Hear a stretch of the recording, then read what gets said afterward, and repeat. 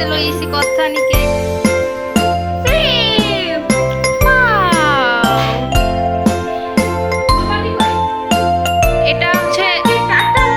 এটা হচ্ছে ঝিনাইদহ পাবলিক টয়লেটের পাশ থেকে নিয়ে আসা হয়েছে।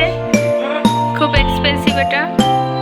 এটা সবাই খেতে পারে না, এটা শুধু ঝিনাইদহের মানুষ খেতে পারে। তাই এটা কুষ্টিয়ার মানুষের জন্য নিয়ে এসেছি।